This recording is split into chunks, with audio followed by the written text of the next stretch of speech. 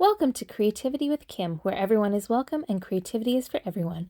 Today we're going to be using the Wonderland scrapbooking stamp set, and I'm going to use that sentiment, and we're going to be creating some holiday tags, as well as we're going to use a Furry Merry Christmas, and you can no longer get the thin cuts, but you can still get the stamp sets, and we're just using the stamp set.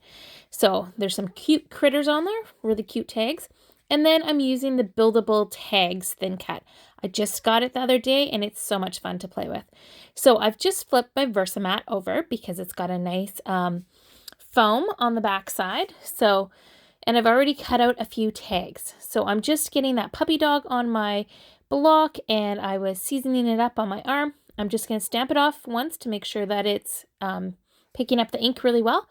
And then I'm just figuring out placement on this tag.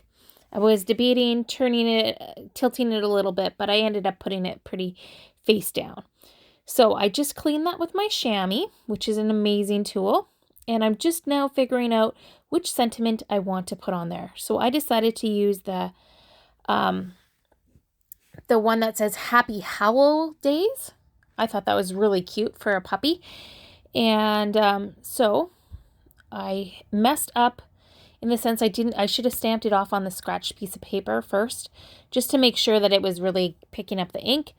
And so there was a little bit of that black that didn't get quite as dark as I wanted. So I'm just fixing it up with my journaling pen. And so you can just go and fix it up there. Now I'm using the tri-blend markers, and that's why I stamped in the intense black ink. I'm using the citrus blend, the dark red blend, the dull green blend. So the dark red, I'm using it in the lightest color, and then I just added some shading with the darkest. The citrus blend I did in the darkest color. And you're going to see me use the dull green, and I'm going to use the darkest color for the light bulbs there. And then I'm going to use the earth brown blend. And for the ears and the paws, I used the darkest shade. So the tri-blend markers have 3 shades in one: a light, a mid, and a dark, which I love. And I'm just going over the little lines again to just add some dimension and some interest. And then I'm using the medium color, the mid color, to do the rest of the puppy dog. And I'll go over it with the lightest shade as well to lighten it. I had done one a different time and I thought I'd use these colors, but I have to go back and watch the video that I did with it because my base of my puppy was lighter. So you could also go in with a blender marker and lighten it, or you could take in a different shade of brown. Maybe I went over it with the lightest of the tan and that's what lightened it. I can't remember, but I did it for my creativity at home Christmas cards. Now I had a little bit of ink on the eyes, so I just am going to take in my blender pen and lift it out. And then I decided I want some shading behind the sentiment and ended up actually using shading around the edges and go and shade in the whole thing. And I used my peeled paint Distress Oxide. I had some already on my blending tool, so I'm just going in and blending all around my puppy dog. And it adds a nice fun look to this. And there's a little bit of a white shadow around him still. So it was lots of fun. And then I added some doodle lines with my journaling pen, of course. You know me, I love to add my doodle lines. So it just adds a little bit of interest to it. It's a little challenging. There was curves on this one, but that's okay. And then I added just little, it looks like I've stapled it kind of thing, little tick things. And then I got out my clear shimmer brush and I'm just adding some splatters just to add some shine.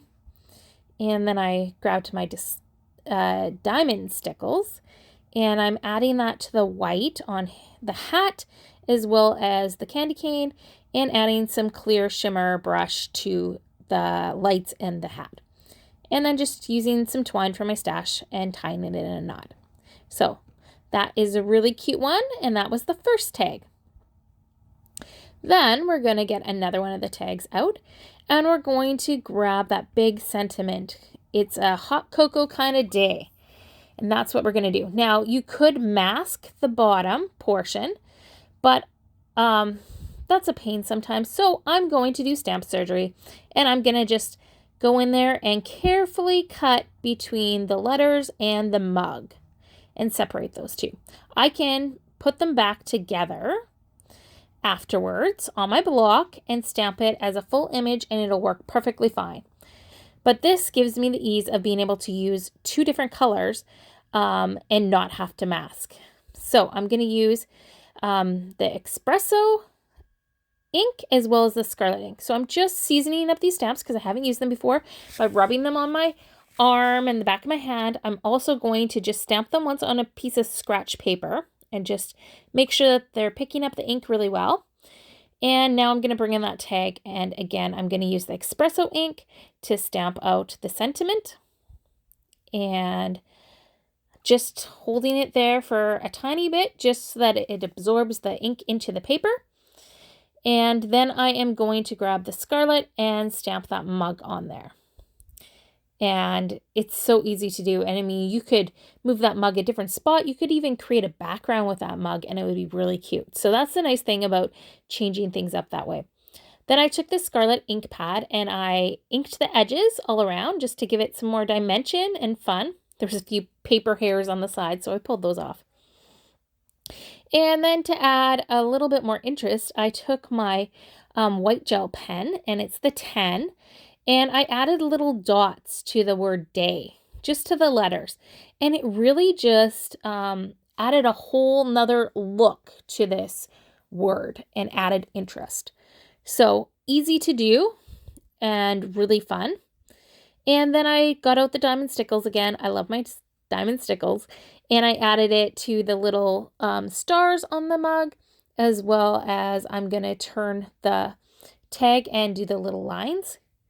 So you have to have a bit of a steady hand to do that, and just gently do it. Take your time because this is sped up a little bit, but you want to make sure that you're not adding a whole glob.